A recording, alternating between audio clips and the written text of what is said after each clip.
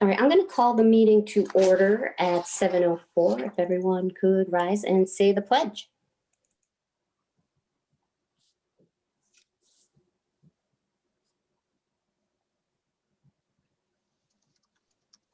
I pledge allegiance to the flag of the United States of America and to the republic for which it stands, one nation, under God, indivisible, with liberty and justice for all.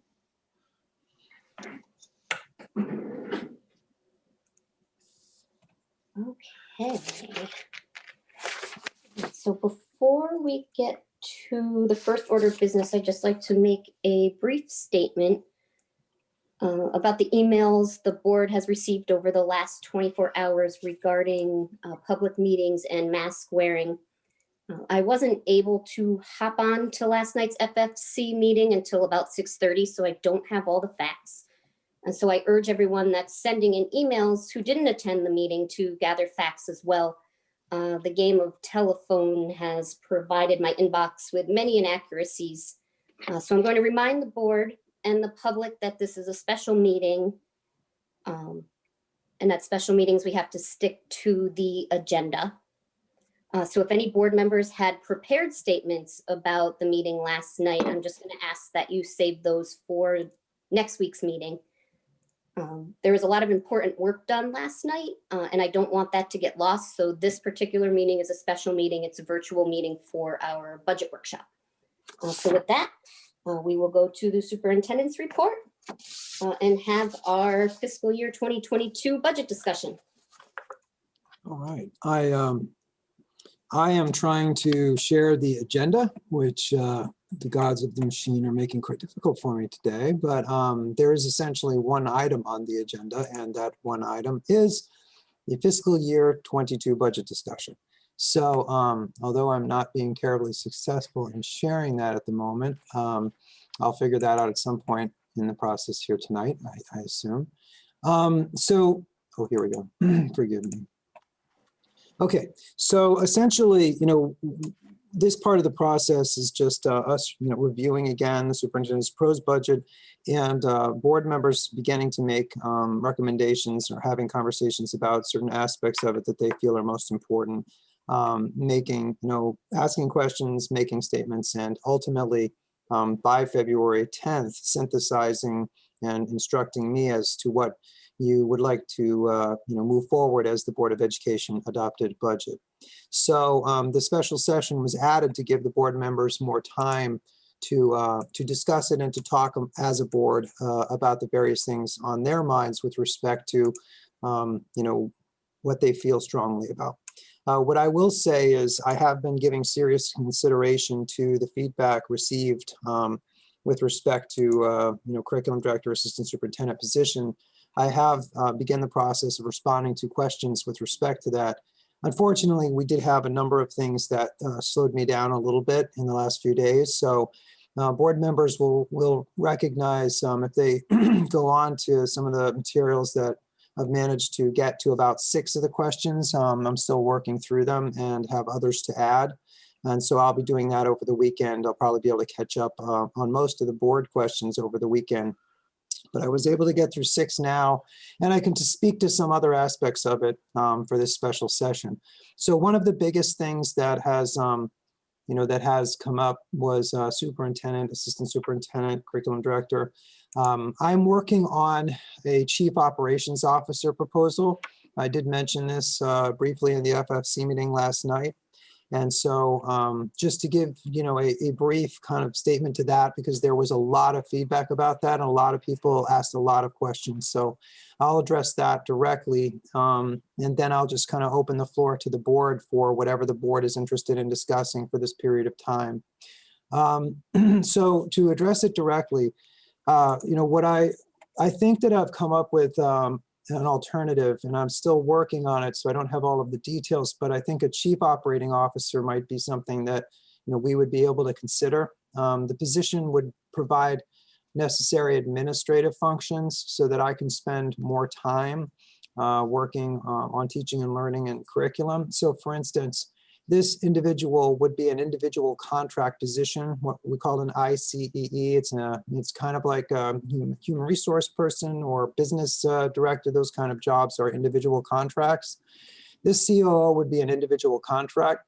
Would do individual contract evaluations. There are a number of those in this office that I do in addition to the administrators. And so that would allow me more time for other things because those evaluations and that process would be part of someone else's responsibilities, as would some of the operational aspects of the district. So instead of being the person directly tasked with certain things that come up from an operations standpoint, this person would be able to manage the staff and manage some of these operational issues so that I wasn't the, say, first line or even second that, that people come to for that. There would be someone there doing some of those things. So I would be able to, again, focus my time more on teaching and learning and supporting the roles of the supervisors and curriculum, which would also benefit us from that standpoint of curriculum. I think that I could achieve this by with about a $30,000 differential from what the budget has now, because there is a position in there as financial assistant that we could use to help compensate a person that we could perhaps we could probably do something from within the district. I have some ideas about that, about promoting somebody from within. And in that process, we would be able to use some of those funds to increase that, the compensation level. So it wouldn't take from what's already in the budget, as those funds are already there. It would just use it for a different purpose. And the additional 26 to 30 would be for an administrative assistant to work with that person, because there would be certain things that person would need to have that individual do. So for a difference of about 30,000 added to the budget, this is a $30,000 add to the budget, which would make it about a 3.7. We could potentially put in a chief operating officer that would help offset some of these dynamics. So I wanted to just share that is what I started to work on, and some job description, some other aspects to share with the board and the public when it's ready.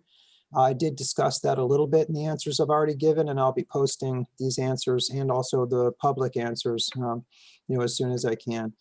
Documents were posted to the Board of Ed's budget site, and I'll continue to post documents to the Board of Ed's budget site. I have not answered any of the public questions yet because I've been focusing my energy on the board's questions. But as soon as I get to a certain point in the board's questions, I will also start answering the public questions and posting those on the website as well. So that's it as an introduction for tonight's meeting from me. Any questions that come up, obviously I'll cover. Some of these things, if the chairwoman pleases, I can go through some of the basic answers to some of the questions that have come up. And then we can go from there, or I can just entertain completely different questions. I may have to record the question and come back. I may not have all of the answers right out tonight, but anything posed tonight, I will also record and maybe add independently to our sheet. So at this time, I relinquish the floor to the chairwoman, and we can go from there. All right. So I thought what we could do tonight, and thank you for that.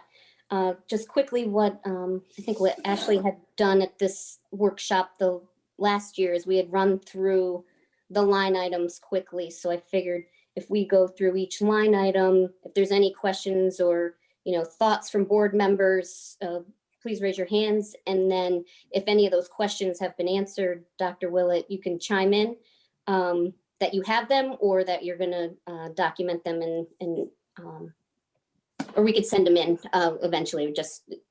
This was part of the process. I got the feeling that at the last meeting, everyone wanted to get together earlier rather than later to have discussions regarding some of the things in the budget. So if that sounds good to everyone, we'll get started. So when it comes to the salaries, the line item 111, and I'm on the object sheet, which is page 16 of the budget. I don't know if you received any questions, Dr. Willett, on salaries, but if any board member has any questions, feel free to raise your hand. And I see Madhu. Thank you, Madam Chair. I did just have a question. Do these increases, do they represent the new positions that we're thinking about putting in, and the collectively bargained pay increases? They represent both, yeah, the new positions and, the knowledge of what we know about the collective bargaining agreement increases, yes. Okay, all right, that was my question. Yeah. Thank you, Madhu. Anyone else? So I think my only question with that line item, and I think FFC probably either covered it yesterday before I was on, or will cover it in the future, was just having the salary schedule that shows the breakdown. But that would be my only question, and I know we're not going to go through all 350 of those tonight. I should have that available for the board like I did last year. Around this time last year, it was January 28th or something, I think. And so I should have it this coming week for the board. Okay. That'll break it down those lines as was last year. Awesome. Any questions on non-certified? Oh, I see Dana's hand. Dana. Sorry, I'm using the computer versus the iPad, so it took me a minute to raise my hand.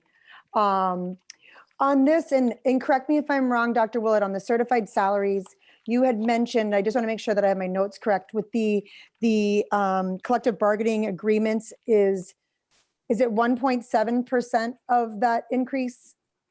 Or is that a 1.7% of the budget? Is that yeah, no, as an example, the teacher increase and the para increase, as I know it to be, as I am estimating it, because right now we're in the process of finalizing that. So once again, it's a general estimation, but as I know them to be at this moment in time, would be approximately 1.7% of the budget by themselves.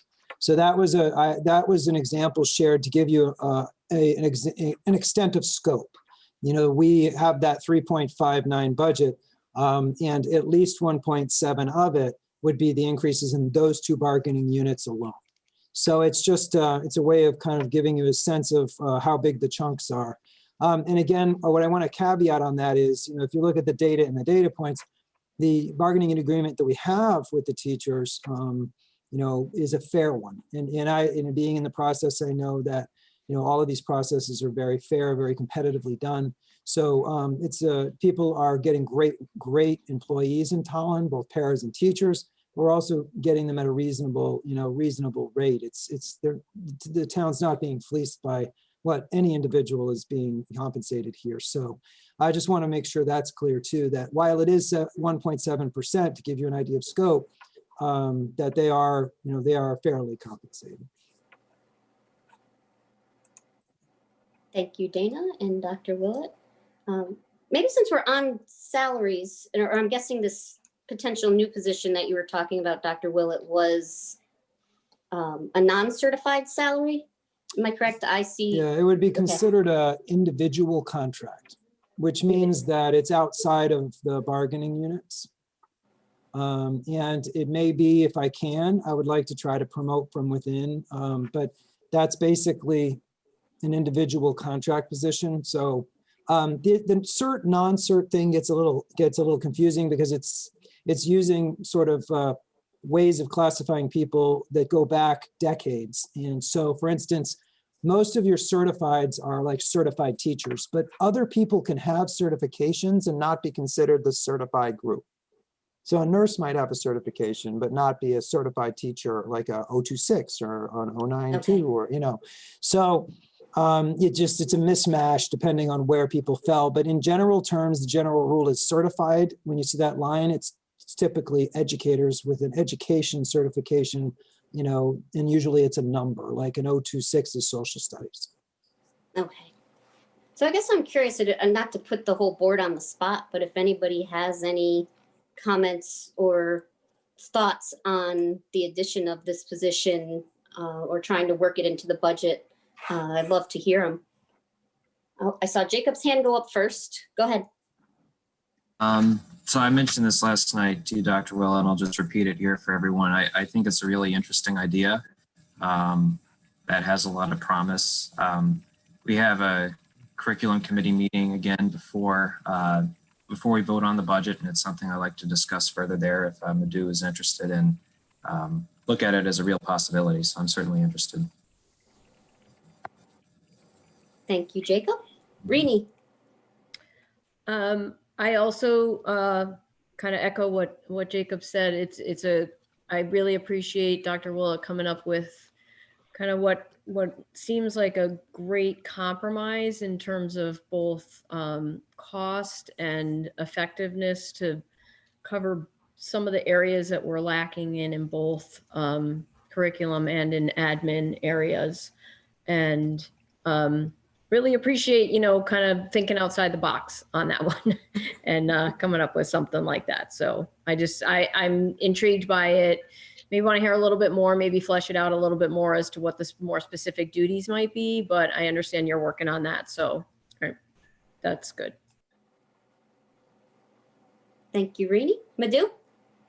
Thank you. I think that's a great idea. I'm glad I came to the FFC meeting yesterday. I think it's a great idea. I would like to see job descriptions for the COO type position, along with the curriculum coordinator and assistant superintendent. But I think this has very, very good promise. Thank you. Oh, Sophia, I see your hand. Thank you. I was just wondering if any salaries were eliminated as part of this certified salaries. And I know it doesn't speak to the COO position. I'm kind of circling back a little bit. Yeah, this one we're not cutting. We haven't really cut or reduced a lot of positions in this particular budget. Yeah, that's basically there haven't been a series of reductions in this one. Thank you. Just wondering. Thank you, Sophia. Rini, is that a new hand or old hand? Okay. Oh, she disappeared. No, it's not. Sorry. Oh, I'm no, clicking it's all the fine. wrong buttons here. Okay, I'm putting my hand down. So I'm just going to throw it out there. I love the idea. I think, like Rini said, it's an outside the box type of for what the district needs. My concerns would be, we've talked about help in the curriculum area, just in the sense of, either needing a supervisor or an assistant superintendent. And it sounds like you would be filling some of that. And my concern is you're just, taking away one to add another. So I'm not sure if any teachers, if it's in the budget for any teachers to receive stipends to help out with curriculum, and maybe the curriculum committee, like Jacob had said, could review some of those job descriptions and, versus student achievement, what are the holes, and if this budget definitely solves those problems. Yeah, I mean, if there are problems, I'm just. Yeah, no, teachers are involved in curriculum writing here, by team. So they're coordinated by the liaisons and the curriculum supervisors. They will, get together, make a request through the system, and then they'll basically be teamed up and sent to address certain curricular needs. That happens, can happen after hours, but it can also be during the day work. So, we have a very efficient system of attacking, curriculum, and the supervisors are doing an amazing job. I think it would this particular methodology would, allow me to pitch in more with that group, which is actually, some of the major part of my career is that kind of work. And I think I would have more time also to devote to social studies. That is also my background, among a few other things. And I have an 026 certification for social studies. So we lost a social studies coordinator years ago. It would allow me to work hard, and help reinvigorate that in our system. And we have not had a real good focus on that for a few years. We haven't been doing a horrible job. We have great teachers doing a great job. But I think that there could be more support there. So there's a lot of opportunities here if I can just shake some of the chains off that, are the minutia that can be handled in a different way. It is a $30,000 increase because there will be an administrative assistant that would be needed to help this person. And the financial assistant funds would be moved over to this person.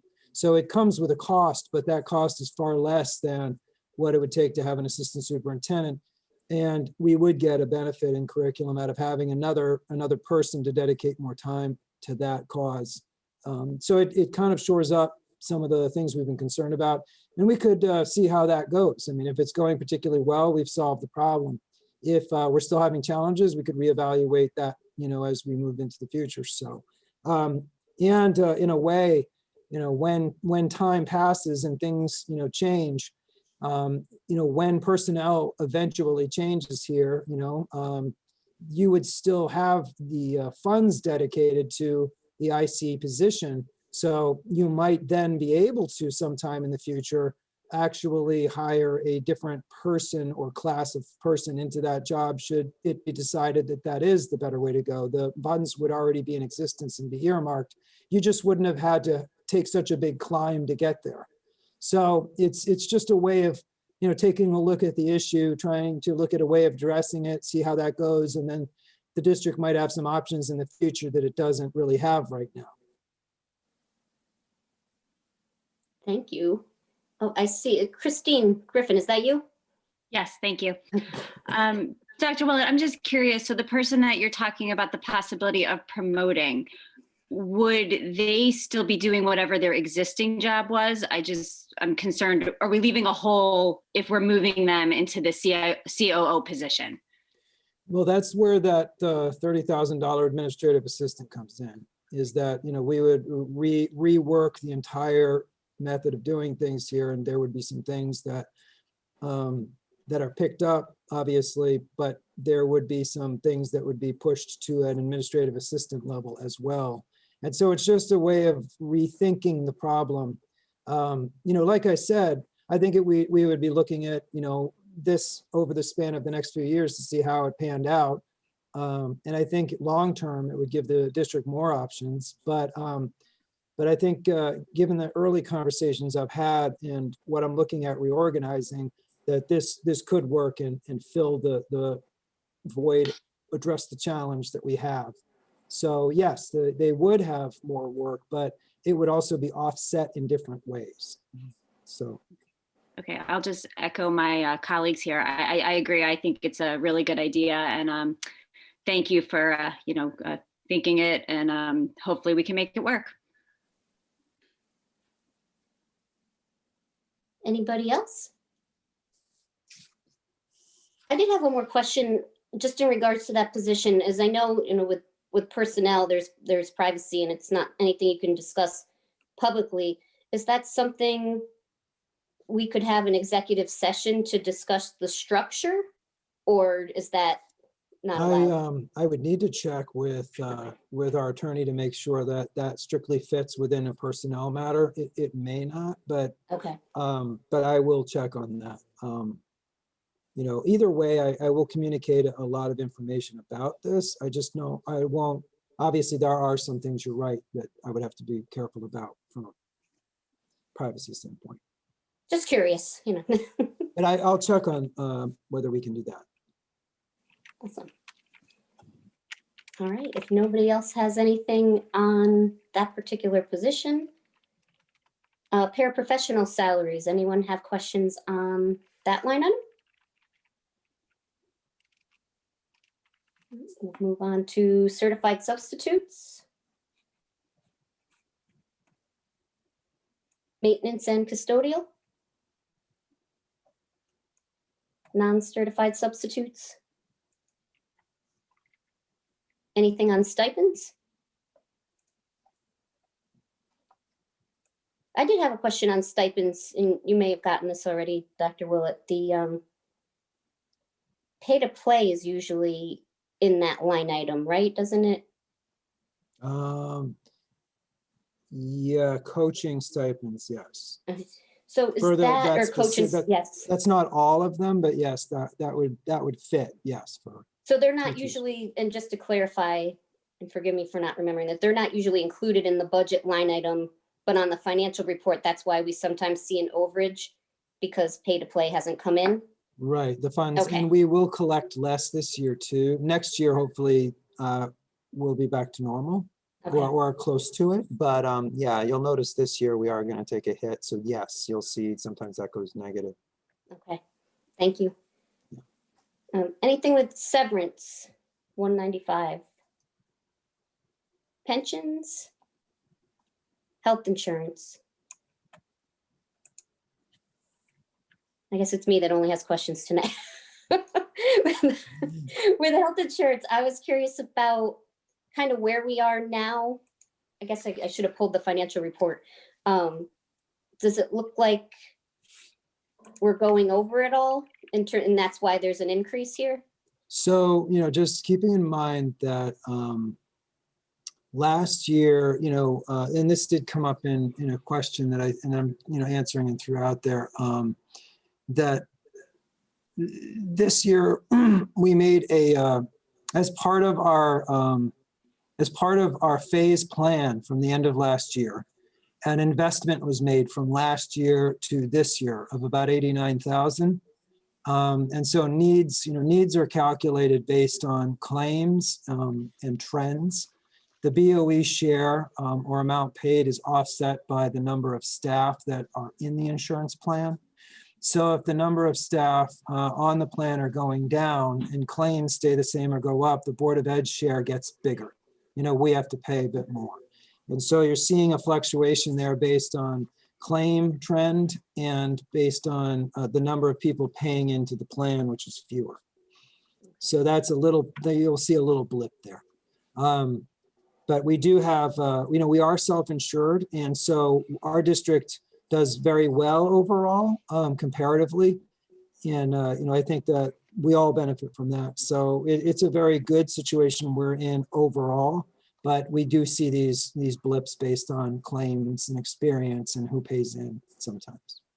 Okay. So the deductible, I guess that was for the life insurance, the Medicare FICA, any questions on that? Jacob. So I just had a quick question about how that's calculated. I think we had a bit of a discussion about this last year too. I can't remember where we ended up with that, but Medicare and FICA should be pretty formulaic. Am I correct? It's just a certain amount taken out of your paycheck. And I think Rini had talked a bit about those numbers just not lining up. I don't know if you could speak to that, Dr. Willett, or if Rini wanted to jump in. I just wanted to know how we calculate that number in our district.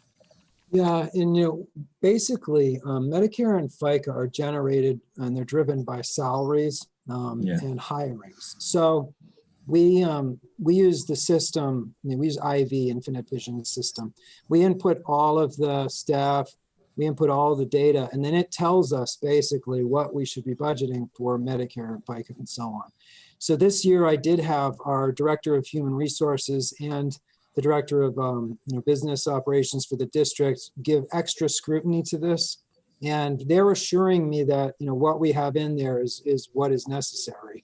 So, I mean, we can go into kind of more minute detail and I can, kind of break it apart, but, we're very nervous, more so than other places, more than other lines, of making any changes to that, because it is being, communicated out of the system to us based on what we are supposed to be allocating to it, based on the number of staff, their salaries, and who we're hiring, et cetera. So, that's basically where it comes from. We did last year look at it as well, and we're able to break it down and see that it is an accurate number. We do need to be careful about that. So that's basically it. I could do a similar breakdown this year as we did last, if that's desired, but we have had a lot of scrutiny internally on that. Okay. We've looked at it carefully. I'm good. Thank you, Jacob. Thank you, Dr. Willett. Rini, I see your hand.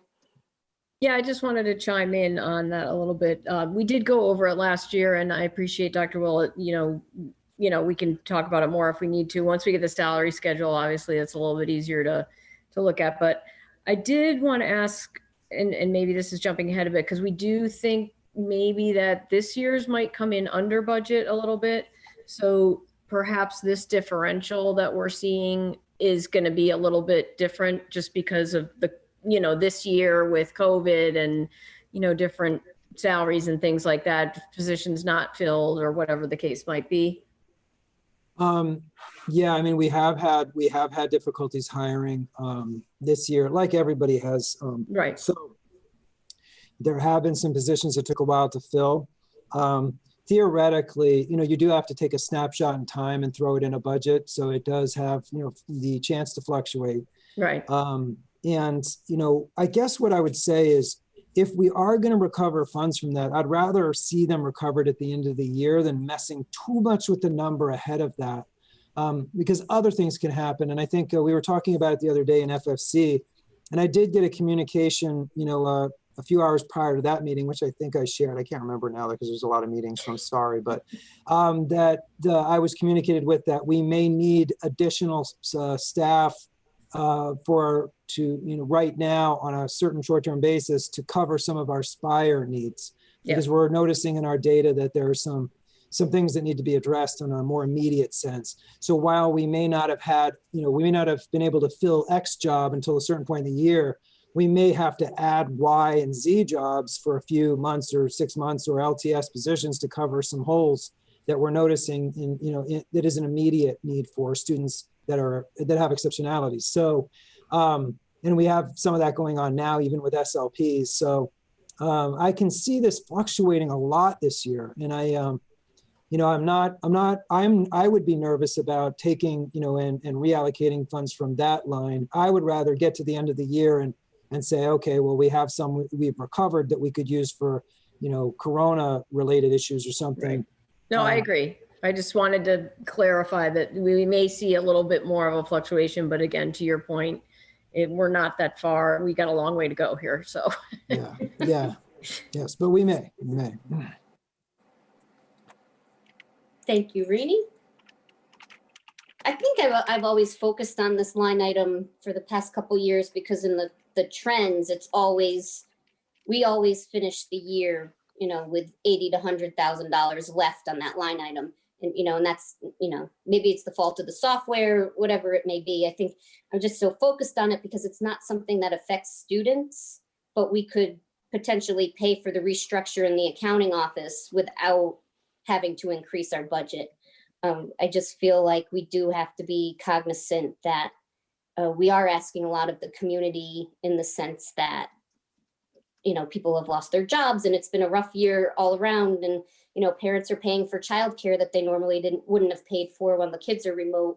So it's been tough. And I think we, need to consider that too, as we're looking through some of this, looking at some of the trends that we can ask for more without necessarily having to ask for more. It's just a tricky line because it could go a lot of ways, I just hone in on it because it's not something that affects teaching. It's, state, right. federal tax.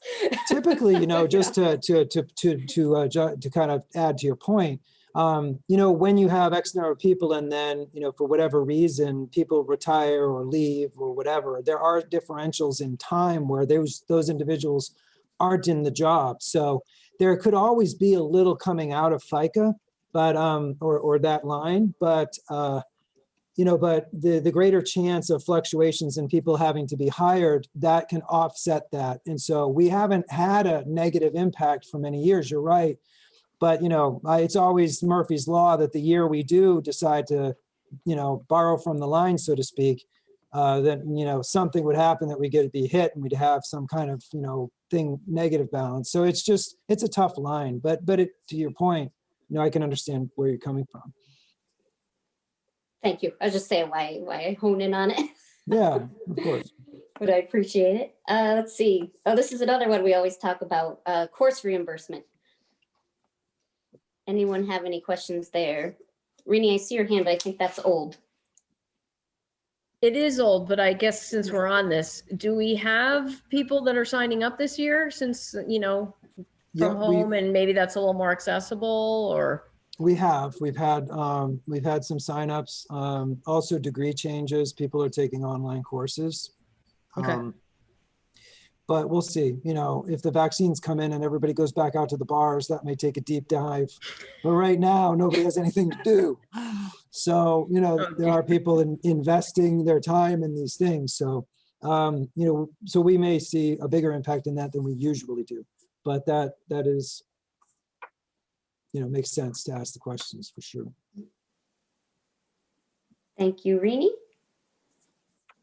Let's see, we have unemployment compensation, workers' compensation, purchase professional technical consulting services. Anything there? Tutors. Oh, sorry, Madhu, I see you. That's okay. I did actually have a question about unemployment compensation. I see that went up a little bit. Is that COVID related, or do we expect? Okay, it is. Okay, that's what I thought. I just wanted to make sure. I just didn't know if that was a trend we expected to continue, that increasing. But okay, that answers the question. It's slightly higher due to the COVID mostly. Okay, that's what I thought. Thank you. Projected. Good question. Tutors, PD and other professional education services. Anything there? Christine.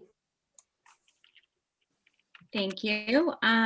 So Dr. Willett, I have in my notes from last year, so that this includes like literacy, how, autism support, stuff like hearing aid equipment is, I guess my question then would be, what's kind of included in that number this year?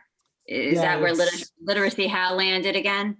It's 72,000 of literacy how, it's 75,000 of autism, special support and training, which is ongoing typically. I think there's 25,000 of econ co-teaching program. There are a series of professional programs and things that are in there, and I can break it completely down. But that's roughly it. That's 75 for the autism program, 72 for literacy, how, special education. That's 147 of that number, and the rest of it is going to be made up of programs like that, services like that. I think David I know you probably Kearns haven't is in there, found or out. Devin Kearns is in there too, which is data, that type of thing, I believe. You probably didn't get a chance today to find out, but if there is regular ed literacy how, that would probably be in here as well. There is, it's 60,000 for Okay, two schools. 60,000. Got it. And some of that, I was able to get through, 6 questions there. So, tonight, with all the energy you have left after the meeting, if you poke on over to, some of that, you'll see some of my more detailed answers for that. And then, of course, I'll be posting them as I get through more of them to public as well. But right now, that's in there. Thank you. Thank you. Sure. Jacob. I think Christine said most of what I wanted to say. That was one of the lines that was hit heavily from our pre-purchasing, if I don't recall. Is that correct? The literacy how, 75 was, I believe it was 75 that was allocated in the investment in fiscal year 21 from, to offset the 0.1 budget. That was one of them, yes, out of the phase plan or phase documents. Okay. Kind of off topic, but well, I guess it's on topic because it has to do with literacy how. Literacy how was new for the regular ed kids last year. So through COVID I guess it's kind of hard to have any feedback on the program, but has there been positive feedback from the staff? And yeah, there's been very positive feedback. One of the quotes is, "I have learned more in the past 3 years through literacy how than I did in my entire master's degree in reading." It's from one of the interventionists. And we do ask for feedback on the programs provided, and the staff is very honest with their feedback. They'll say whether they think something was valuable or not. This is almost ubiquitously reported to be, a very, very useful program for the staff in serving the structured literacy needs of the kids. And they are expanding. These needs are getting more profound right now, not less, which is putting more pressure on, on getting resources and programs and training to be able to provide that structured literacy support. So it's basically the science of reading, and I can go into it a bit more, but research does talk a lot about how at the earliest ages, if people are well trained, they can help children avoid some of the major pitfalls. And dyslexia can be something kids fall even deeper and deeper into if we don't have the right supports, as an example. So, getting it in that lower grade and getting special services and children that have exceptionalities, getting it addressed and having well-trained people doing it is crucial. And that's what that provides, is that training in structured literacy. The state of Connecticut did what they called a survey, which was really more like a kind of test of all of the K-5 educators. And this test was in their proficiency with reading instruction, and found that across the entire state of Connecticut, most of the people coming out of college programs were not well trained at all in providing reading support and instruction. And that impacts the kids. So this kind of program is really important to have, because it really does fill that hole. And that's why my bugaboo is, I think there's a lot of things that money is spent on in education, some of the standardized tests and so on.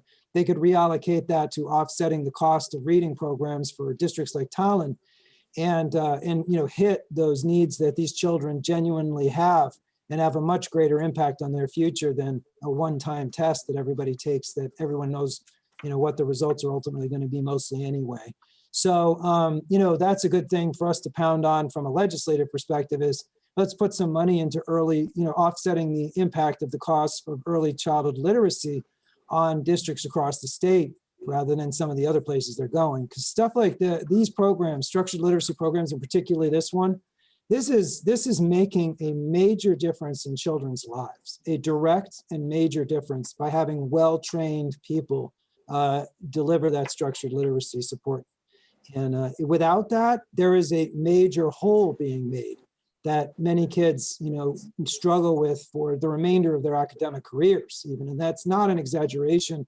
Researchers like Whedon and others have made that really clear. So there's literature to support that as well. And I can go into it in more detail, but that's probably enough right now, I'd imagine, right? Sorry.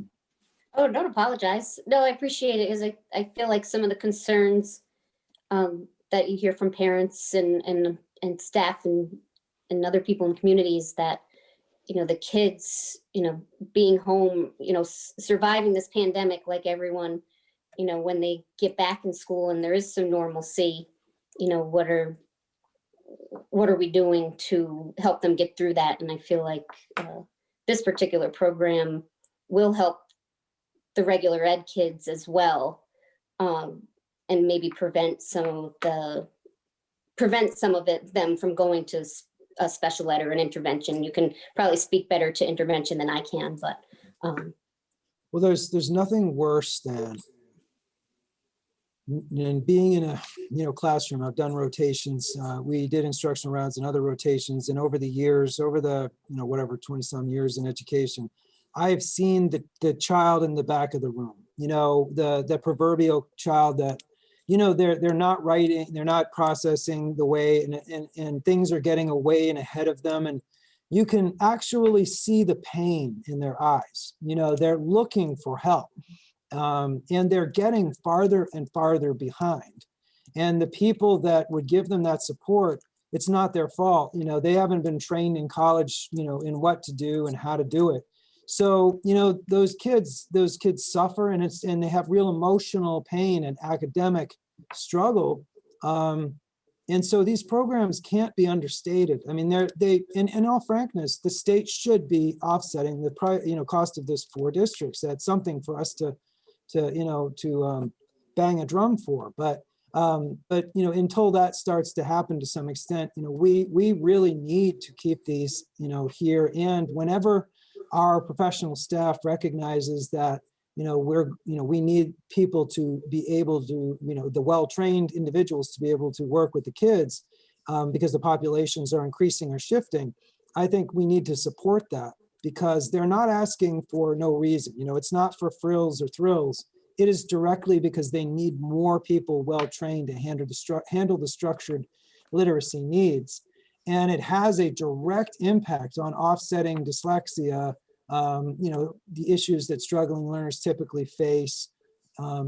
It's just an important thing for us to, you know, make sure we're funding adequately. Thank you very much. Anybody else have any more questions on PD? Pupil services testing and professional services. Anything there? Audit and legal. Athletic officials. Professional services. Rini. Okay, we're on 359? 359. Yeah. So I missed PD and other professional services, but I guess I mean, that's a pretty big increase there, 129%. Oh, that was at 325. Okay. All right. Yes. Right. I know we kind of screamed past that because we were talking about literacy how and stuff. And when you said that, I was not quick enough with my hand. Oh, all right. So let's go back to. So if we could just skip back to that. I did want to know also, though, this other one is a 32% increase. So if we can get a little bit of clarity on that, that'd be great. But if we could just do 325 quickly. Yeah, I mean, you know, we're looking at, you know, again, so for instance, the recognition of our, you know, our need to do two things there really. One is put back what we knew we would have to restore that was part of the, you know, attempt to mitigate the 0.01% increase need for this fiscal year. So some of it is making that up. The rest of it is pivoting into what we know are needed in order for the training. So for instance, the literacy how training we're just talking about, you know, there's, I don't have it directly in front of me, but I think that 60,000 additional is in that line because they've noticed that they really need to hit the BGP and TIS populations with this, particularly because of the impacts of COVID and even more, they're recognizing these increasing needs as the kids are coming up. So they're just adjusting to those and we'll see an increase in that line because of it. 325, I think there's a couple of different lines that it rolls. So I need to pull information from those to give a more extensive narrative on it. But I know right now that it includes the autism programming, the literacy how 72, probably, and the likely the 60 that is additional for that's going into the general ed population because the 72 for literacy how, 72, 75 is for special services, for 2-day-a-week coaching and that type of thing. And then the additional 60 is for the populations of BGP and TIS to have those teaching populations trained, general ed populations trained, and begin to make sure that those staff members are covering it because the inclusion numbers are going up and they're recognizing the need for it. And the SPIRE, you know, the kids who need SPIRE, which is a remediation program that also exists and complements Literacy How's structured literacy approach.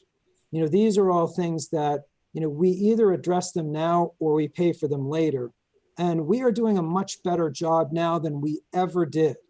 I was a part of this district in the years when we did not have this and we did not address this aggressively.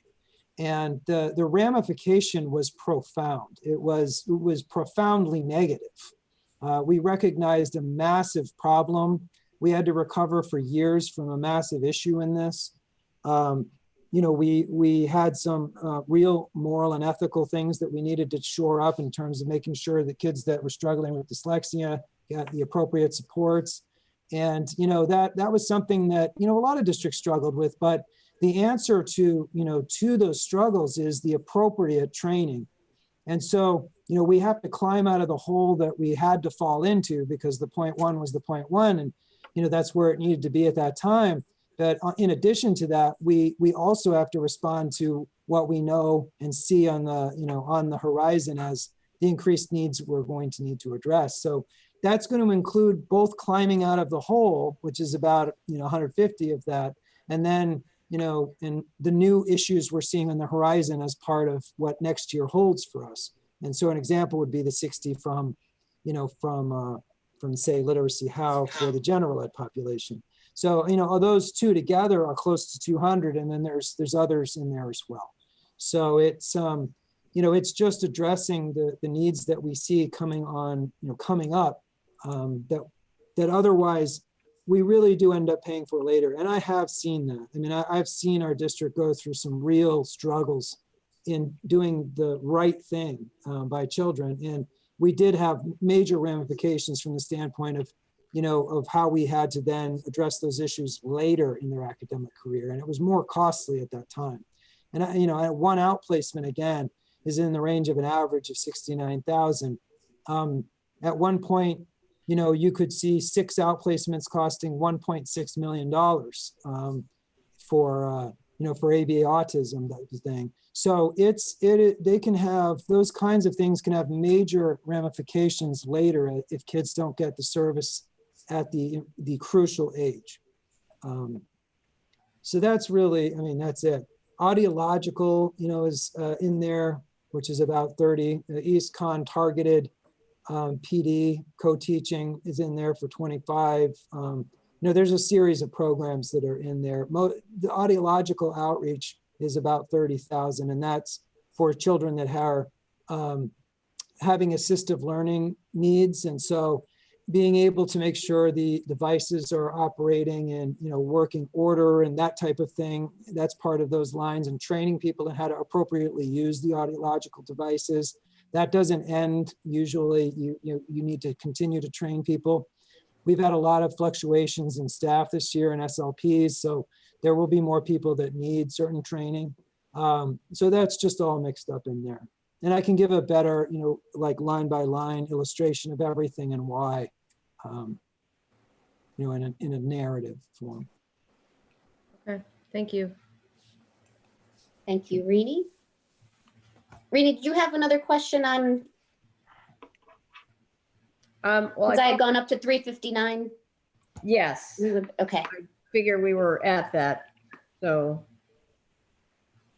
All right. So we're at 359. Do you just basically want to know what the increase is? well, yeah, it's kind of like a 32% increase. So it's just, what's different, I guess, this year over or next year versus this year. The biggest drive on that one is online resources, transitioning to the online resources for language arts, math, social studies, science, special education, and technology. What started to happen, which we've talked about, and it was a slower transition prior to COVID, but COVID has really accelerated the use of personal technology. And we talked about it as part of the educational technology initiative for Tolland that was going to be implemented over a few years. Now, we've implemented it much faster. So have many other districts. So there is a faster transition to these resources, these online resources and subscriptions that will ultimately replace the more costly production of these textbooks. And there'll be an intermediary time where we still have to kind of keep both balls in the air. But as we look 5 years out, we will see a serious transition towards the online resources being the more ubiquitously used ones. And then we'll see a grand escalation in the cost of those. So, right now, we do need to, be making that important transition and investment. And, basically that line is what is represented there. It's various online subscriptions, for materials and things for language arts, for mathematics, for social studies, for science, for special education, and for technology. All of those areas have those online resources that, that are being subscribed to. And that is also the new method. You'll notice that when you buy Microsoft Office these days, for instance, you don't buy the CD anymore. I mean, you could probably order one from somewhere, but you're often subscribing. You know, when you get your antivirus software, you're not getting the CD and installing it and doing the updates yourself. You know, you're subscribing. And, you know, that's generally the methodology today. So these are investments in those subscriptions. Thank you, Dr. Willett. Sure. Renee, are you there? Yes, all Are you set. all- Thank you. Okay. Anyone else? I have a question, I guess this could pertain to any line, maybe this one. Is there anything in here that's a one-time expense that we could either capitalize or use our ERF fund, the 1% fund, to kind of mitigate this increase? I'm just not, I hate to, be a negative Nancy, but I feel like, after years of smaller increases asking for 3.6, I think we should be proactive and maybe, before we go to the council and say, this is what we need. Is there anything that we could capitalize or take out of the ERF and not operating expenses, just, one-time costs? I think we can scour through that. I know when we work with the facilities director, he's often asking, we do go through the capital budget process. We do transition a lot of things to capital. And so, typically when, doing things like winterizing chillers and rigging, stage rigging inspections and, school dude, annual maintenance contracts, which is the thing that tracks the work, work things. And,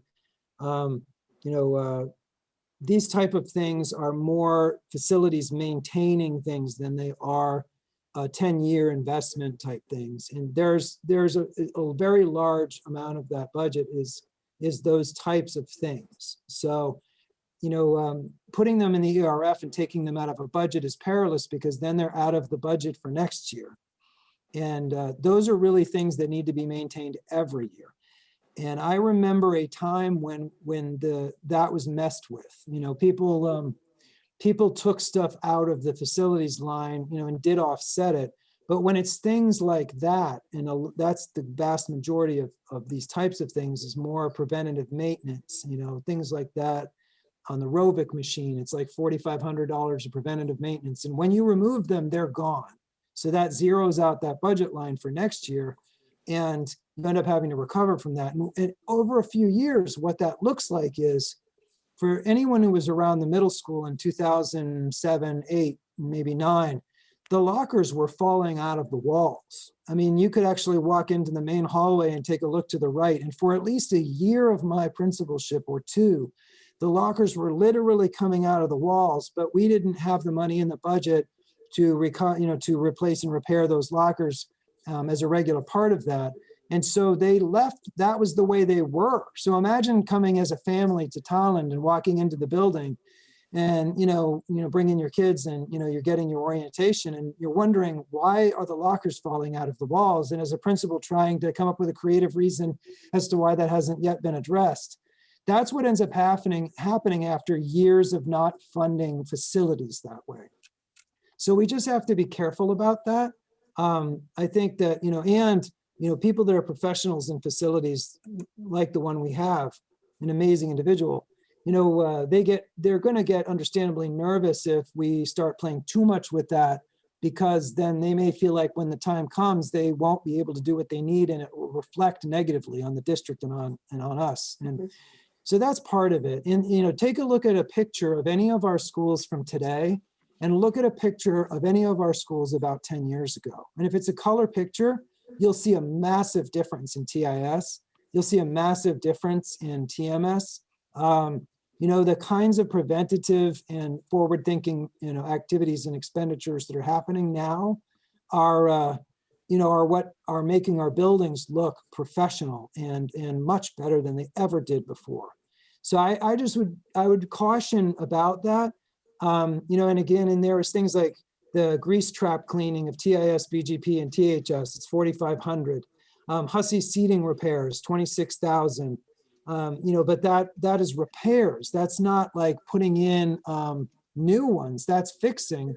And to use that as an example, I remember when I was the principal down there years ago, there were literally a series of seats that were completely unusable whenever we brought the kids into the auditorium, and you had to tie them off with tape. Now imagine walking through a school that had lockers falling out, and you're going to the auditorium and there's a bunch of chairs tied up with tape. If you had choices, you may think, well, maybe this is not the town, for me. That's not happening anymore. Doors and locks and, that type of thing. Radio repairs is 7,000. Kitchen appliance repairs, 3,800. Glass replacement, 5,000. They add up pretty quick to what's in that facilities number. So just keeping that kind of thing in mind. And I wasn't just targeting that one line item in obviously nothing operational. I mean, that's not what those funds are for. I'm just thinking if there's anything, I'm just thinking of, one of the administrators during the budget workshop had said, she was getting a projector, and that's something that's not, bought, every year.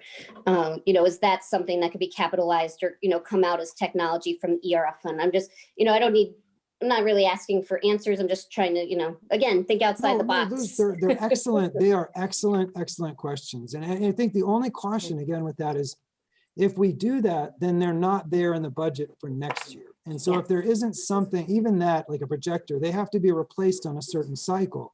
They die and their bulbs and they are pretty, they're fairly meaty. So if we don't have a couple of them in the budget, then when the time comes, if that's zeroed out and we don't have the ERF to go to, then we have no way of repairing it and or no way of replacing it. And I remember Carolyn Tile, one of our previous directors, being on a chair doing some of the work herself because these things were dying so fast. We were trying to put parts in other ones because we hadn't adequately had anything to replace them. So it is how it kind of cascades if we're not careful. No, that's good. I see Griffin's hand. Christine. Thanks, Christina. I just kind of wanted to piggyback on what you're saying, Christina, when we get down to 730, line 730, I know that that's an item or a line item rather that last year we kind of looked through the detail and we talked about, some furniture. I believe it was the smart board replacements. I forgot the new fancy name. So we had talked about that last year. So Dr. Willett, when we get down there, I think that might be a place to kind of pick up the rest of Christina's question. Thanks. Sure, and it is a Promethean board. Promethean, yes. And even if you guys want to talk about it in FFC, so we don't get into the minutia in these meetings, that's fine too. It's just, something to go through. So thank you, Walt. Thank you, Christine. Anybody else? Sorry, I took up a lot of time there. Technology rep / maintenance, anything there? Rentals of equipment? Student transportation services? Anybody there? Athletic and student activity transportation? Property and liability insurance? Telephone and internet? Oh, I see Madhu. Sorry, I actually had I wasn't quick enough. I had a question about property and liability insurance. I apologize. Can you, and you may have already done this last year, I just was not aware. Is there a process in which we go about shopping our liability insurance, or is it something that's kind of set already, or do we reevaluate every year? Well, we do. We in the town use KERMA as part of that. And KERMA had a 5% increase, I think. And part of that had to do with BGP going back online and something else. They evaluate where you're at, and then they look at what your current needs are insurance wise, and then they kind of give you a figure as to where it's going. And so we do usually go in with the town on that, and we work with the town cooperatively. And we do evaluate that against other companies too. Gotcha. Okay, that answers my question. Thank you, Madhu. I'll go slower so I don't skip anybody. The telephone and internet. I guess what's the increase there, Dr. Willett?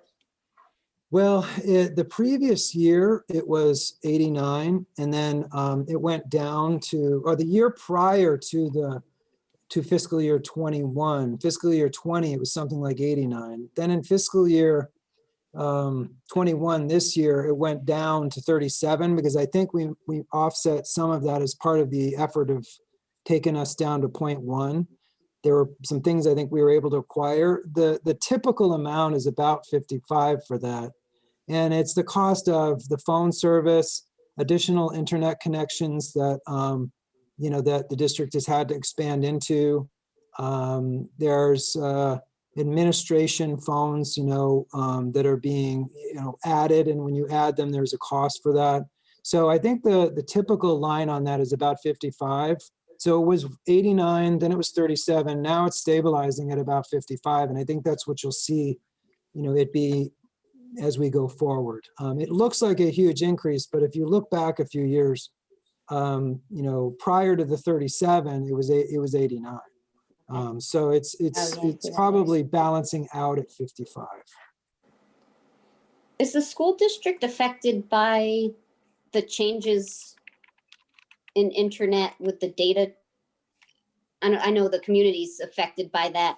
Your bill could go up if you go over a certain amount of data with your internet. Are we affected by that, or? Well, we subscribe. That was actually my question. Yeah, no, I don't think so. We subscribe to CEN, but we used to have service provided by the state for no cost, or at least not a cost to the district directly. It was picked up by taxpayers across the state and federal grant. That was true of all districts, but we've had to pick up the cost of that, and all districts have. So there's been some fluctuation, and it does cost more now to have internet service than it used to. At a direct local level, it costs more, and so that we've had to absorb some of that cost. But we do have, we have what I mean on a institutional level, we would have what you would consider on an individual level to be unlimited internet.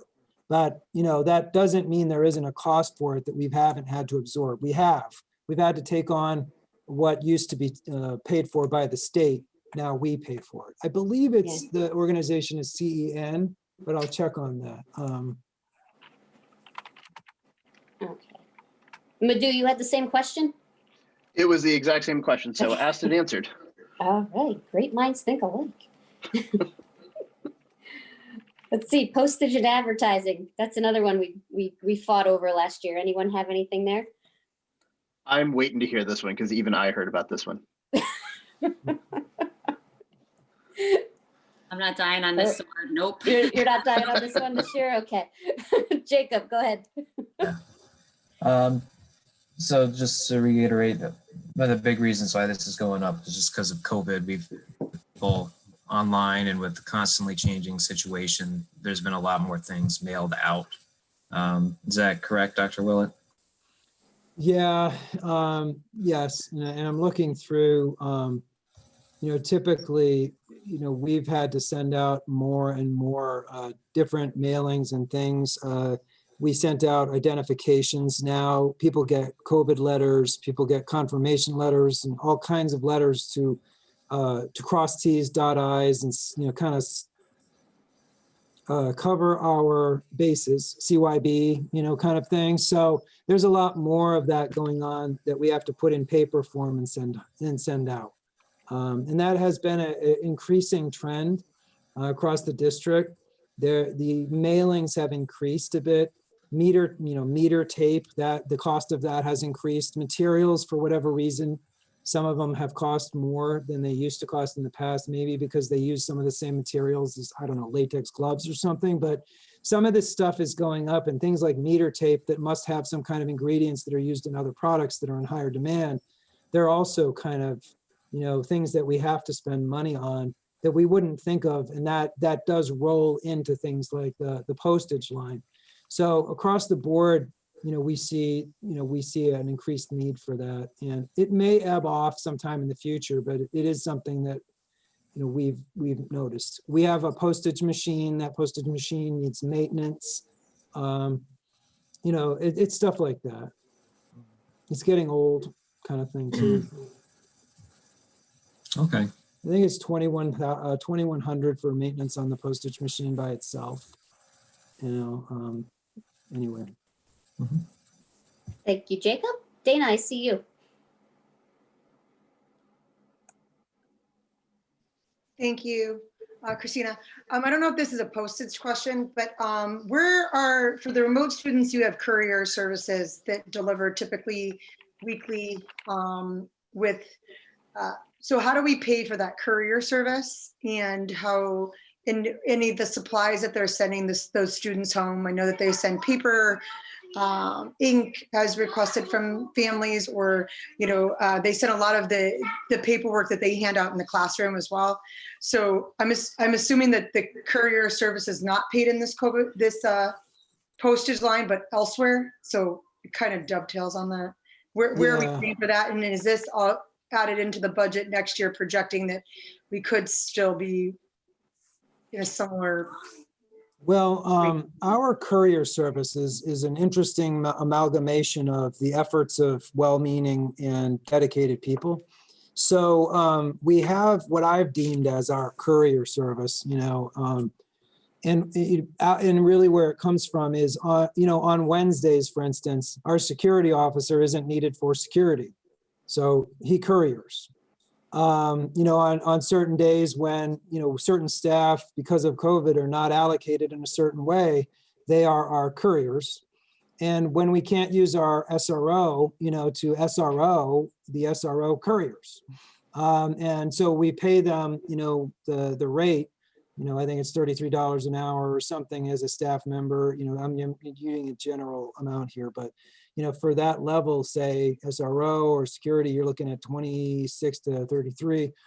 Those are staff members that are not engaged on a Wednesday, so we engage them in that capacity. And then that's how your Chromebook gets home. One of them are dropping it off, that type of thing. So the courier service isn't something we actually pay, say, Amazon for one of their robots. It's actually these individuals we reallocate to the purpose. Although I will look into Amazon and see if we can, get a robot for the future to do that. But right now we're using human beings that would normally have been utilized otherwise. Okay, and the postage just kind of made me think about it, because I didn't ever question where that budget money was coming from, the courier itself. Yeah, of course. Sounds But like it's we're a good utilizing our question. resources creatively. So, Yeah.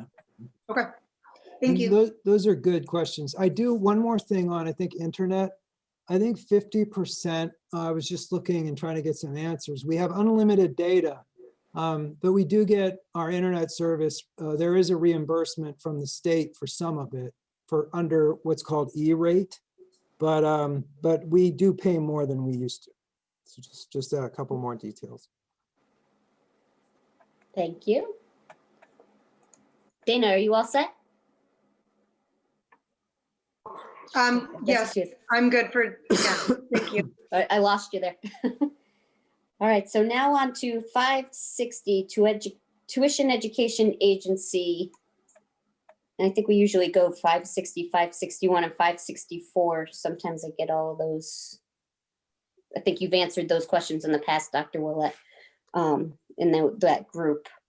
Anybody have anything there? I don't have any questions, but just seeing that they went down just shows, I think that shows that our cost avoidance programs are working. Is that, am I correct in that? Over a span of many years, including, some of what we're seeing now, yes, absolutely. Tolland is seeing a benefit from the programs that you all have put in place. So it's a good sign. These numbers can fluctuate up and down, but really, even if you look over a span of many years, our tuitions say, even in one of the programs, there are 35 kids that used to be outplaced in this particular grouping. Now there's 13. I mean, there's been a major difference over time. So and that's within a few years, not within 10. So, it's a pretty big impact in a short span of time in many of these areas. So, and that's We have great, Pupil Services Director Patty Hess and Wendy Cody, who is also a special ed supervisor. They're doing an amazing job. And I just, really, really great stuff. Thank you. I see Madhu's hand. Just wanted to say thank you to you and your staff. It's clearly working and it's clearly paying off in dividends. So thank you for you and your staff's efforts. And Dana, is that a new hand? Yes, thank you. Dr. Willett, I just wanted to reiterate, again, I wanted to mimic what Madhu said. It is a tremendous feat of what the staff of Tolland Public School System has been able to accomplish. And Christina, thank you for bringing up the mitigating costs about placement on this. And I'm glad to hear that earlier when we were talking about programs like Spire and Literacy How and those kind of things, that we're continuing to fund those and look at additional funding needed in light of the COVID situation and such. I know that when I was in the budget rounds, which I'm so grateful for those folks that were there, a lot of the conversations that I had with some of the administrators were, what they're working on next year to get the young students and young adults and acclimated into their next, whether it be in a new school, a new grade or what have you, and even feel comfortable in the classrooms that they're in. And it's indicative of these programs that we've put into place. So again, I just wanted to reiterate what Madhu said. And Christina, thank you again for bringing it up, the mitigating costs, because we look at ways we're funding things and we're putting money into programs, but then we're also saving money by placing money into these respective programs. So sometimes you just spend money to make money, So thank you, Dr. Willett, to you and your team. Thank you, Dana. Madhu, is that a new hand? Nope, I'm sorry. Okay. I will lower it. Sorry. I just like to double check. All right, so travel and conference, 580. Anything there?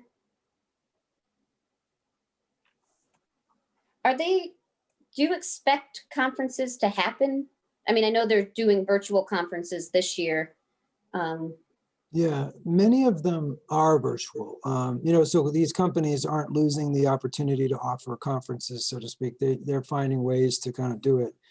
What happens is you save, maybe the airfare and that type of thing, if there is one that there is airfare for, but we don't usually send people, that kind of way. It's usually like New England or Boston, and it's usually nursing.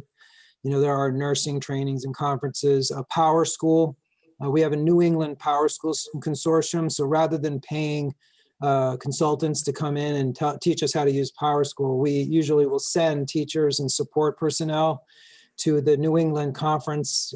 They call it Power School University. And so people go there and get training and come back. And so it ends up being a cost-effective way of doing things. And so, that's really what those are comprised of is the, Power School is our student information system. It's what we use for scheduling and all that kind of thing, in case people don't realize what I'm referring to. So that's the type of thing that's in there. There's also some athletic conferences and trainings. Coaches sometimes need to be trained in things, that kind of stuff. Just curious. Yeah, no problem. Because I know even with my job, with everything we're doing virtual, and I have to imagine that our travel costs were way down this year, but in anticipation of next year with any sort of normalcy, there might be some travel. Yeah, and Anybody it also else? includes $3,500 for a Board of Ed. Kate. You could take that out. You don't need to pay for us to go anywhere. I don't know. Other people can disagree with me if they want, but we could take that. I'll write that down.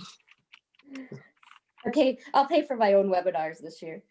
Public safety officers and trooper assignments. School resource officer. Instructional supplies and materials. Oh, I see Dana. Sorry, I couldn't raise my hand fast enough. Again, that's fine. You don't have to apologize, guys.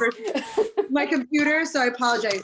The school resource officer, Dr. Willett, I don't know if it was the budget meeting the round robin meeting that you had or what it was, but the resource officer that was assigned to Birch Grove portables. Is that something that you're moving into a different role within Birch Grove? Is that, I wanted you to clarify that because I couldn't remember if you said it was something, someone for mental health counseling. I didn't know if that was in it. I know right now Birch Grove is the only building that doesn't have a mental health specialist currently within the building. Is that what the SRO is going to be transitioning to? Is that the plan? Right, so the Birch Grove project, at its inception, there was a determination made that security of the portables was not what the security of a building would be. So there was a desire for a security officer to be hired to patrol the Birch Grove portables. That is, some of you may recall, the town dipped in and decided to make that a quasi-capital expense, so they took on that. But that individual, and potentially that individual, but maybe someone else, that is being segued into the behavior intervention support position that is part of the budget. You'll notice one of the positions that is being requested is a behavior intervention specialist. This person may be able to segue with training into that job, and therefore that person would not lose their job, so to speak. There are other options there too, but the bottom line is this line for 77,000 for school resource officer is not, it doesn't have anything to do with the BIS. It's strictly SRO. It is essentially to pay for the SRO. And there are typically two 24-hour SROs. So in the past, we've had two 24-hour SROs, 24 hours per week. That was in an agreement with the town. It is specifically designed. 24 hours, with some overtime is 30. Generally, you want to have those employees be 30 hours or less so they don't become full-time. And that was a special agreement with the state as well about how we handle police officers in Tolland, because these are actually two Tolland police officers, even though you don't have they're really, they work through your troop, but they are paid directly through us. So it's a very special arrangement. And it essentially has nothing to do with that security officer, nothing to do with the BIS. That line is strictly for two 24-hour-a-week SROs, school resource officers, police officers.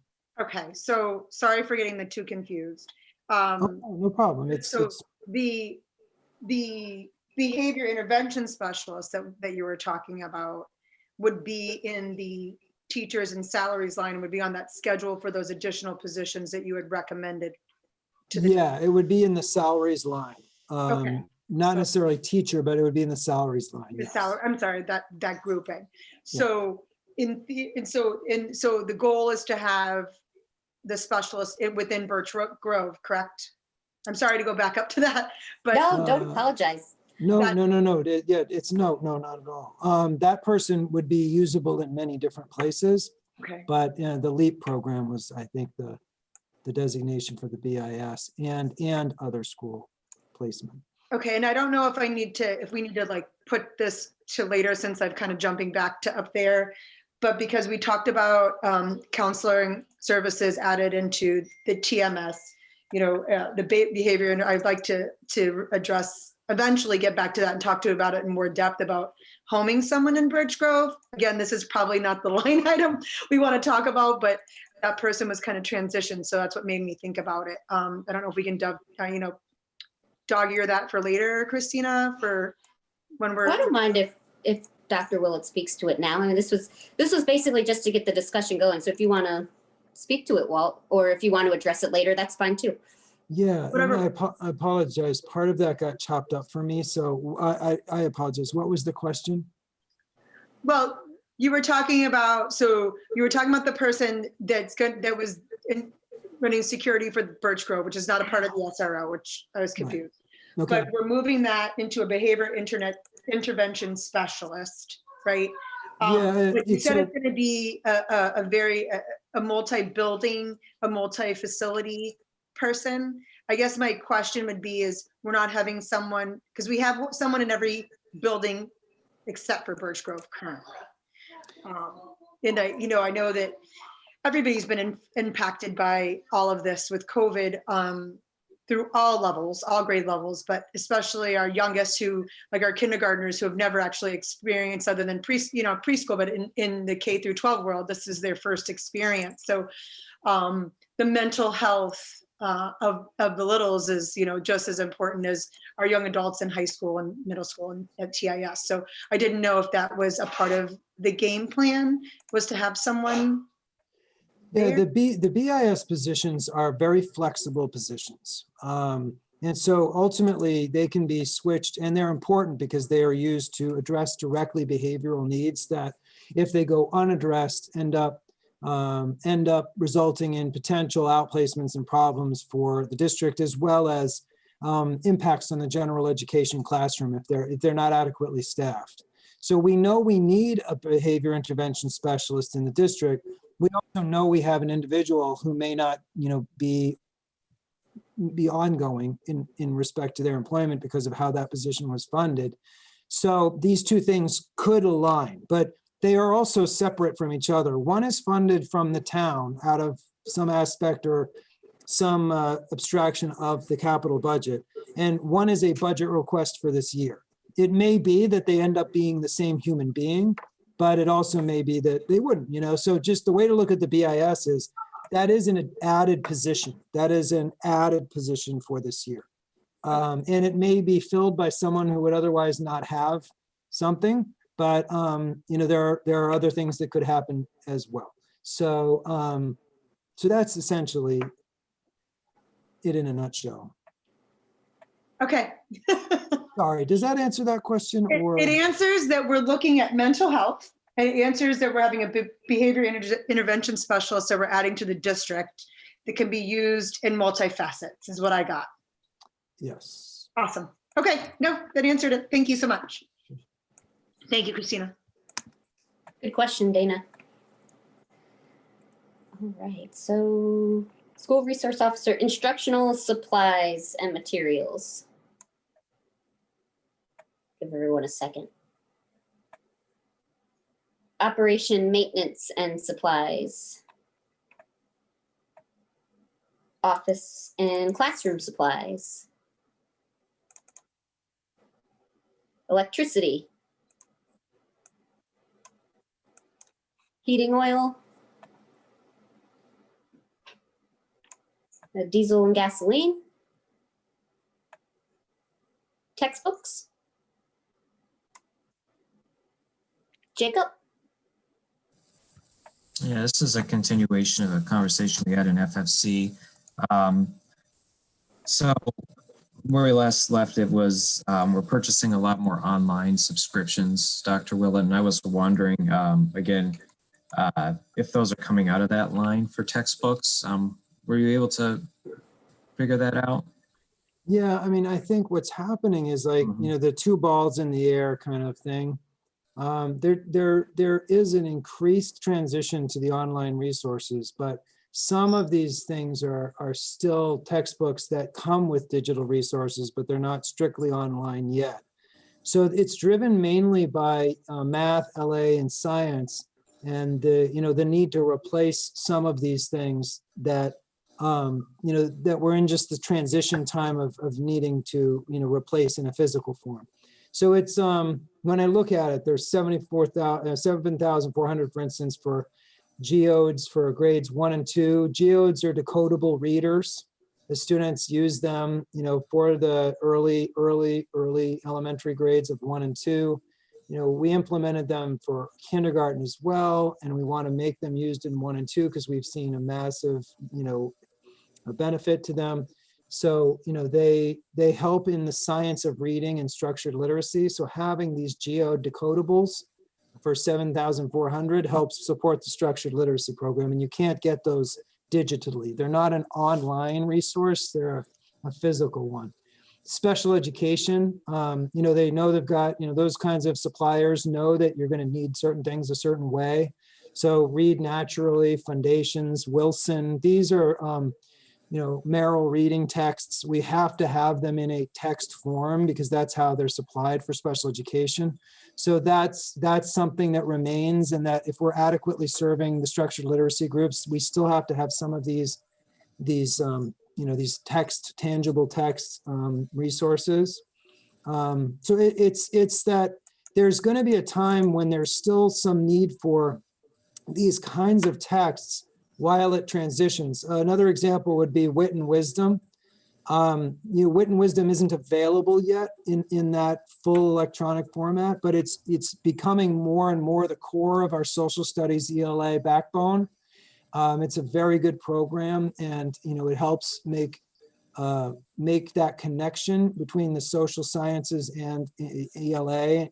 So it helps us teach it better, and almost everyone who's encountered that has been really impressed by what's offered. So we have made an effort in this district to move towards Wit and Wisdom as a program, and those are available in text form, in the textbook form.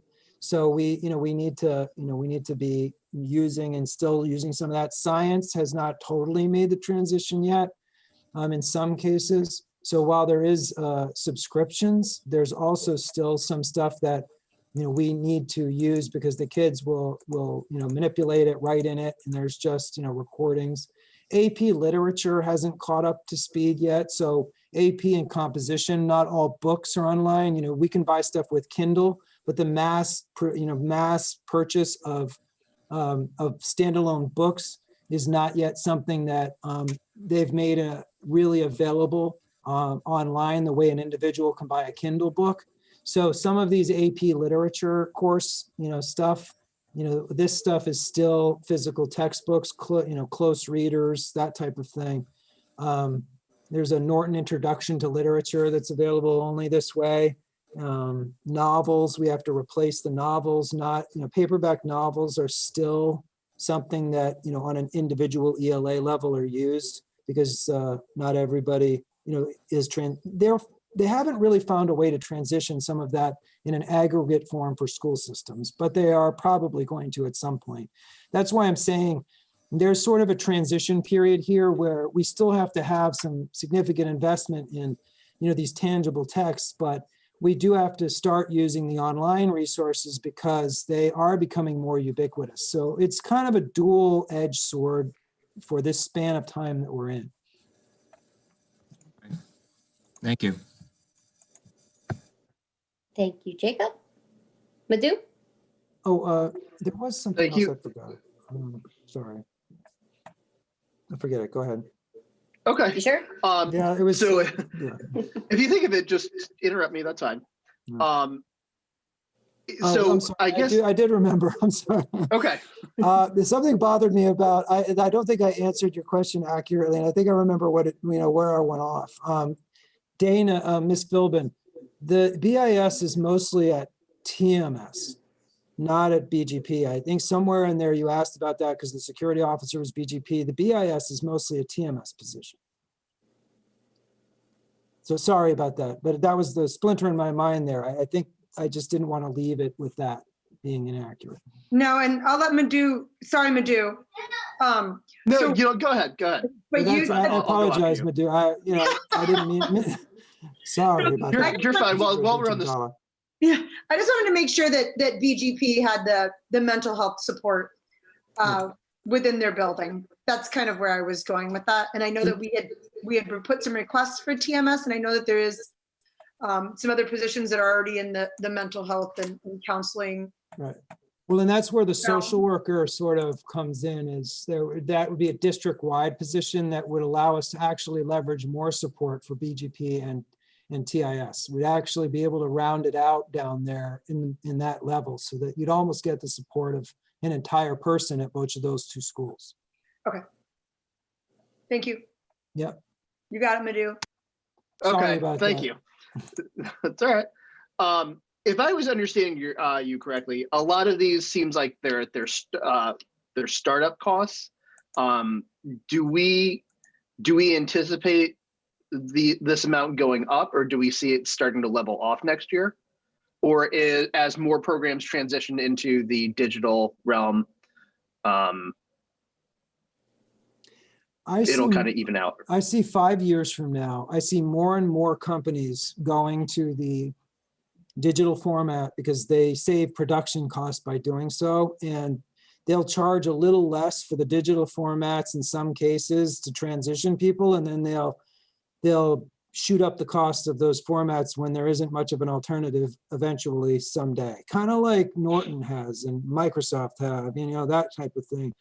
So I think that we'll see an eventual segue away from some more of the text, physical text stuff, being replaced by, as we're seeing now, a lot of digital subscriptions, and that the trend for the future will be much more of these digital subscriptions and books, but that at the very end of the day, we won't save money on it. It's a transition of it. And so we'll spend maybe more during the transition, and then, But year over year, we're not going to see like, a 230% increase. Year over year, no, I correct? think we're in some unique years of transition, especially because technology now, and this is everywhere, all of the districts have now vastly increased their technological capabilities. So we're going to see a very large increase in the move to that. Even you see that in our testing too, our assessments.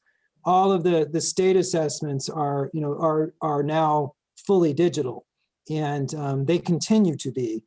And so they have requirements of us that we now need to address. And now that they're transitioning to more progress monitoring, performance-based assessments versus the kind of hunt and peck, choose A, B, C, or D, and limited writing ones, we're going to see more and more of the need to have, and to use technology-based solutions for what they're requiring. So all of this, will be the way of the future. There will be a bubble where we're trying to keep both balls in the air, and then it will eventually segue to mostly, almost ubiquitously digital resources. Gotcha. Thank you. I appreciate your answer. Sure. Thank you, Madhu. Anyone else on textbooks? Dana. Sorry, and I don't know if you already went over this, but I'm going to kind of lump textbooks and curriculum workbook material, so line 646 together. In the rounds, and I heard briefly from folks that went to Barbara Daly Burns's round, and unfortunately I wasn't able to go to hers, that she said that we so desperately need this to continue. I mean, because I think my big question is, we're doing a lot of one-to-one, we're doing a lot of Chromebook technology, we're doing a lot of this, but she felt very strongly the need to continue. A lot of folks want the pen to paper in the hands, the books in hand as well. Can you speak on some, again, I wasn't able to go to her round, but it sounded as if this was an integral part of needing to update, like you said, some books and some curriculum, textbooks and such throughout. And I don't know if this is something that's been discussed in the curriculum committee as well. But somebody's ding is really close to their microphone. I don't know whose that is, but every time I'm like shocked like a dog every time it goes off. I don't know what it is, but sorry that I keep, so to answer the question, we usually call them consumables. So there's still a heavy reliance on consumables. They're needed and required to run our foundations program, our journeys. They're an integral part of the elementary ELA curriculum, putting, pen to paper. There's still that need. And so that, like I said, it's keeping both balls in the air because there hasn't been a complete transition yet. And you'll see that in math too. There are consumable workbooks that come and they have teachers editions. And, while there is a segue, there's still a need for that. And so you'll see that, there's 24,000, I think, in the math consumables, and there's, the ELA consumables are 29,000, and that's a pretty big chunk. There are still these needs, especially at the lower levels. One of the places where we haven't done full, educational technology initiative implementation is BGP, because kindergartners, you can't ask a kindergartner to do the same thing with a Chromebook that you can ask even a third grader to do. So we still rely on these consumables especially in the younger grades as they're getting the motor skills and just learning to do certain things. Right. Eventually, that will probably be replaced by some version of an electronic notepad, but we're not, that's not for many years. So that level will still need workbooks, and that's generally what you see in those areas. And I think Spanish workbooks and other things like that are still there. Well, then to kind of dovetail on what you just said about the technology is not there for the kindergartners and such. And I know that this is probably a question this is a question we talked about last budget season, was the tech teacher at Birch Grove. And I know that since, we've spent a lot of money on one-to-one technology to try to get it through K to 12. And we did have that generous donation from TEPTO to help with our one-to-one technology. But that was hopefully under the guidance, that the child would have the tech and education to utilize that tech properly. I know some of the stuff that you had said that the younger grades would be using the tech within the classroom versus going to a tech room. But conversely, I would almost think we want to have them going into a tech room, into a tech classroom. Like, I don't know, I think it was Miss DeAndre, right, that did it before, to help properly use the tech that we're going to be eventually supplying from K to 12. Yeah, it's an awesome question. It makes total sense that, that you'd be asking. I think really what's happening is it's truly a transition in the way we use technology. Mm-hmm. So, the way that the old model was when when I was in middle school, we were brought into the lab to use the Commodore PETs, and there was the tape drive, and everybody would, sit down and start to learn, what to do with the Commodore PET. And it was outside of the education. It was its own sort of education by itself.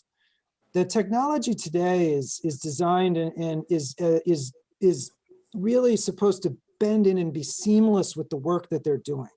So as they get older, obviously they're able to, they become a tool like a hammer, to build the house.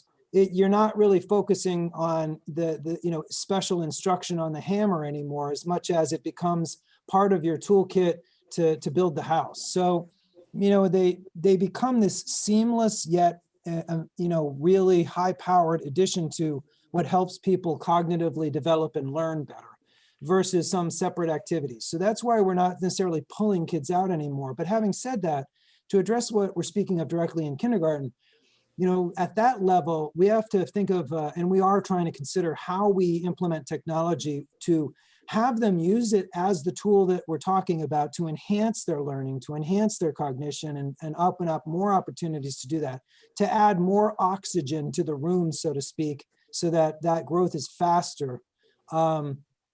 That's done through immersion, kind of like, making it part of what they're using in the classroom.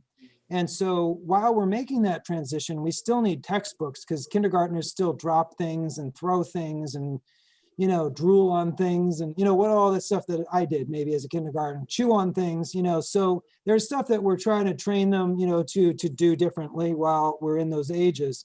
But as we add that technology, we're trying to make it a seamless, embedded, and structurally, accepted, beneficial part of what they're socialized into using as a tool. So we are going to be implementing the tech initiative at that level. I'm working on grants and other ways of funding that. But in that meantime, we still need those texts that they're, practicing motor skills on and, and that type of thing. So I don't know. I hope that answers some of what you're asking for, but that's why we wouldn't do pull out as much anymore as we would embed it in the process that we're using in the classrooms in their regular day-to-day academics. And maybe that could be something too, sorry to interrupt, since it's not in this budget, maybe the curriculum committee could just take a look at what that tech need is, if there is one, if you feel there is one. Okay, thank you, Dana. Thank you, Walt. Christine, I see your hand up. Yes, thanks, Christina. Just kind of had a comment on the textbooks and the curriculum workbooks. personally, I'm thrilled to see these still in the budget, and I almost hope that they kind of stay for a long time. I think especially with our K through 2, I think it's really important to have, some pen to the paper. And I understand that we're going to be moving into full digital for them, but I just want to say that, kind of a long term, I would actually like to see some of this stuff kind of stay every year so that the youngest, they get the feel of a book, and they're not just on screens all day. So that's all I just wanted to say. Thank you. Thank you, Christine. You actually echoed what I was going to say.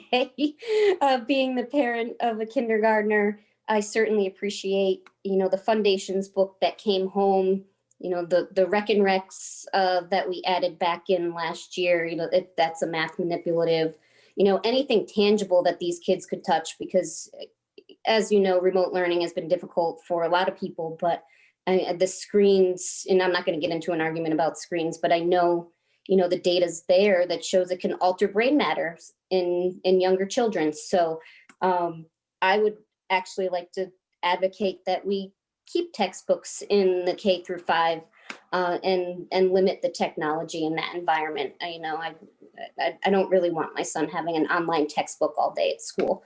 But that's just me. I'm open to other ideas and, open to learning. But again, happy to see the tangible items in here. Anybody else?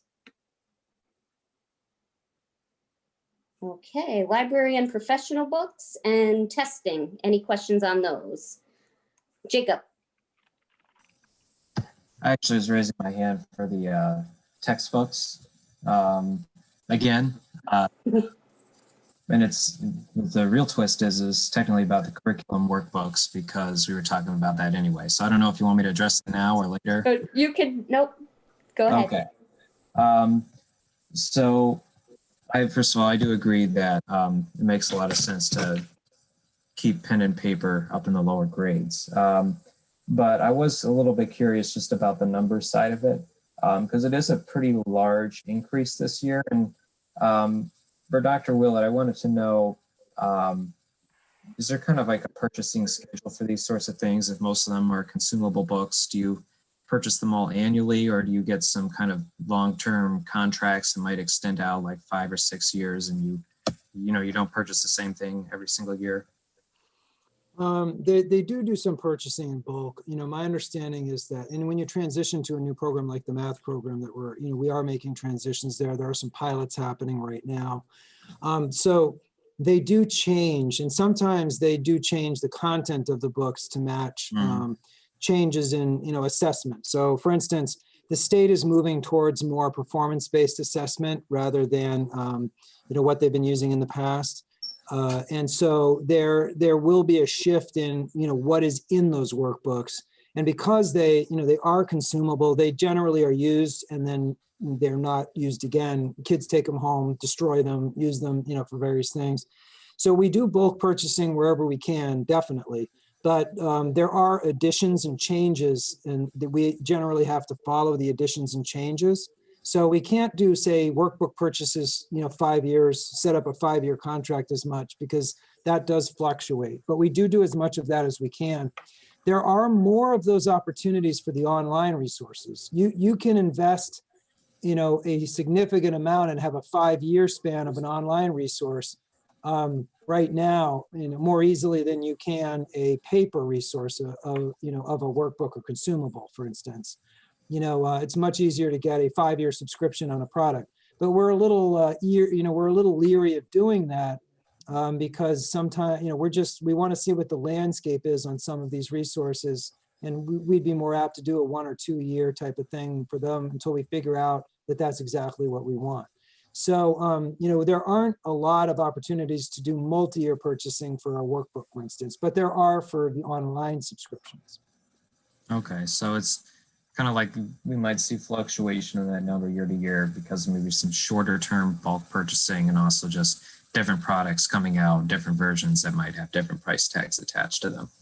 Yeah, and we do include in this area, sometimes these workbooks and manipulatives, and there are things in there that, as we've spoken to here, Yeah. Once you get them, you don't have to get them again, right away. But a lot of the workbook things specifically, you generally do have to restock on those. Okay. Thank you. Sure. Thank you, Jacob.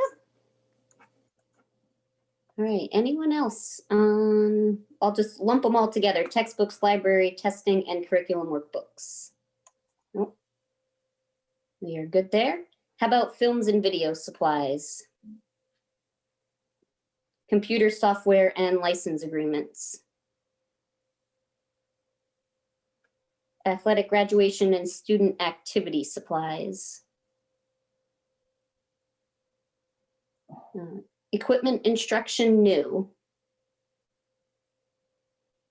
Jacob is quick with the hand. Go ahead, you're first. Yeah, so these are a couple lines that are pretty large increases too. Well, it's one line, but I think it's broken down in a couple more somewhere else in the budget book. And I was just wondering, Dr. Will, could give us a little bit of a rundown of what some of the big items are up in those, up in that object 730. So kind of what I'm in a way talking about, it has in there, for instance, 60,000 for replacement Promethean boards. The new technology, the classroom chalkboard is really now these interactive boards. They used to be called smart boards, and they used to have an added projector that went along with them. And you had a lot of trouble because the projector could go or the board could go, and all of that ended up in many places being replaced by what's called these Prometheans. But the Prometheans need to be on a replacement cycle as well. So there's an escalation a bit there, for replacing some of these Promethean boards. There is, there are some MacBooks that were invested in for specific purposes that have to be replaced now because they're older. There are, I think, still some Chromebooks that, that are on a replacement cycle. So there's about 15,000 for Chromebook replacement. So between, say, the Promethean boards, the Chromebooks, the MacBooks, and the connecting support hardware, it adds up to about, it adds up to let's see, it adds up to about 60 to 70, 180,000 of that increase is about those items. So I'd have to keep trying to think about some others. But I'll that particular line is a roll up of like 9 or 10 lines. So to give you a full narrative answer, I would be talking about probably 10 budget lines that have various things in it. And those are the ones just off the top of my head. Okay. And you mentioned the Prometheans, which we talked a little bit about earlier. What is like the lifespan of one of those devices or boards? I think most of the reasonable lifespan on that would be like the reasonable lifespan on your typical, laptop, maybe 3 years, 5 years, maybe something like, you could probably get. It doesn't require the same kind of software limitations that a laptop would be, so it's not a perfect analogy. But a monitor, it's basically a large, intelligent monitor. So the lifespan you'd get out of a monitor is probably the lifespan you'd get out of this. I've had my Philips TV, which is a flat screen TV, for, 10 years, and the thing is really old, but it's one of the early ones and it's still alive. So the Prometheans could survive 10 years without any problems. But, we made an investment in the Prometheans across the district for BGP. They've been seen to be extremely effective and a much better replacement than smart boards are. And, we used a Promethean in the library when we did one of our board meetings. It was in person.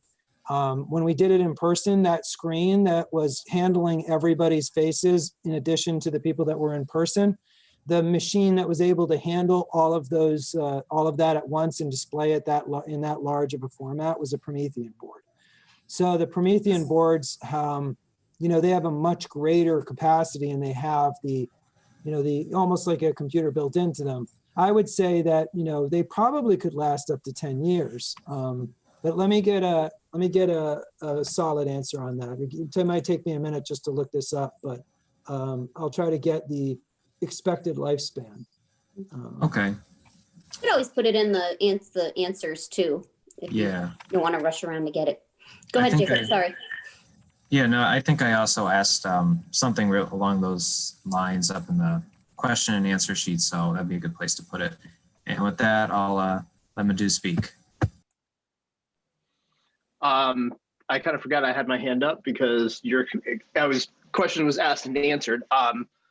I guess one additional follow-up. I know we talked about the physical depreciation of the Promethean boards, but is there any sort of, I guess, a software life expectancy? Like, is there a point where they'll just stop supporting the hardware with software?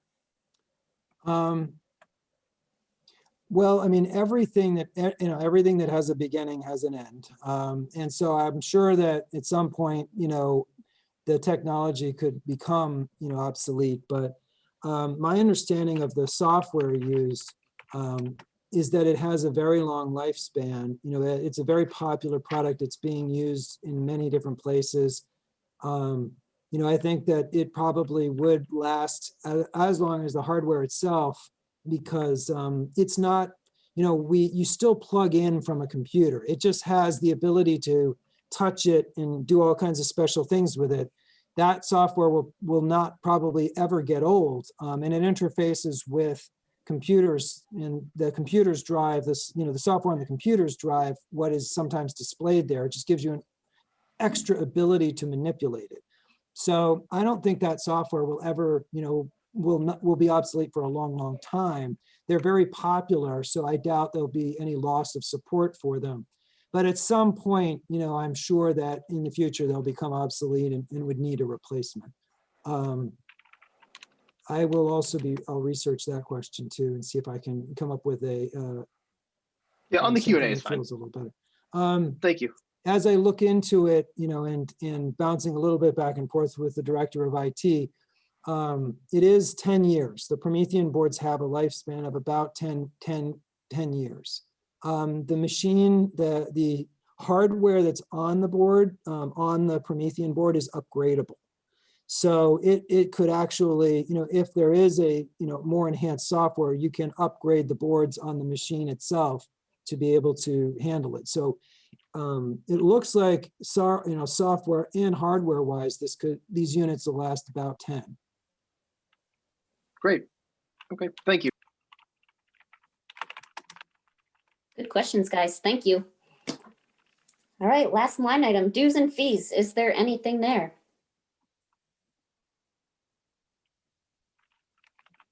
I just see Madhu's old hand, so. All right. I think that is it for the budget, unless anyone else has something for the good of the cause. We will move on to public participation. I don't think Tony ever joined us, so I'm going to ask Jacob to time if he can. You have a 2-minute time limit. Just raise your little blue hand or yellow hand. And just a reminder that comments must be limited to what's on the agenda.